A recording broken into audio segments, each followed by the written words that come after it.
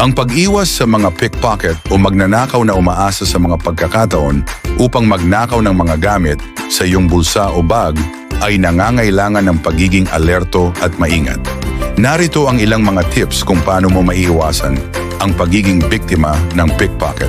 Una, gumamit ng mga secure na bag. Gumamit ng bag na may mga zip or lock at siguraduhing nakasara ang iyong bag sa lahat ng oras. Iwasan ang mga open top na bag o mga bag na madaling buksan nang hindi mo namamalayan. Kung may sling bag ka, laging isabit ito sa harap ng iyong katawan para mas madaling makita kung may kumakalapit. Ikalawa, itago ang mahahalagang bagay. Huwag ilagay ang iyong wallet o cellphone sa mga likod na bulsa ng iyong pantalon.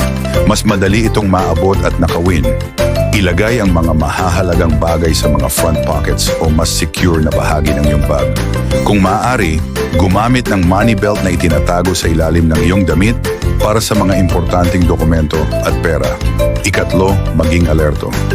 Laging maging alerto sa iyong paligid, lalo na sa mga matataong lugar tulad ng mga bus station, palengke o mga busy na kalsada.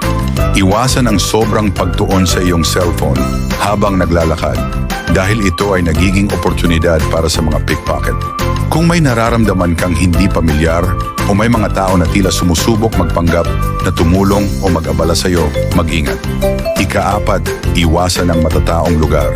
Kung maaari, umiwas sa mga sobrang matataong lugar, lalo na sa mga pampasaherong tren, malls, at mga event na maraming tao. Kung kinakailangan talagang dumaan sa ganitong mga lugar, siguraduhin na ang iyong mga gamit ay secure at laging tinitingnan ng mga ito. Ikalima, gamitin ang mga anti-theft items. May mga anti-theft na bags o backpacks na may mga built-in na lock, cut-resistant straps, at iba pang features na makakatulong sa pag-iwas sa pickpockets. Maraming travel accessories na specially designed upang maging mahirap para sa magnanakaw na ma-access ang iyong mga gamit. Ika-anim, maging maingat sa mga pagkakataon ng distraksyon.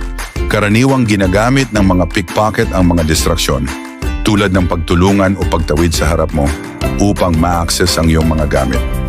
Mag-ingat kapag may humihingi ng tulong o may mga kaganapan na maaaring magsilbing cover para sa kanilang aksyon. Sa pamamagitan ng pagiging maingat, alerto at ng paggamit ng tamang proteksyon sa iyong mga gamit, mapapalakas mo ang iyong seguridad laban sa mga pickpocket.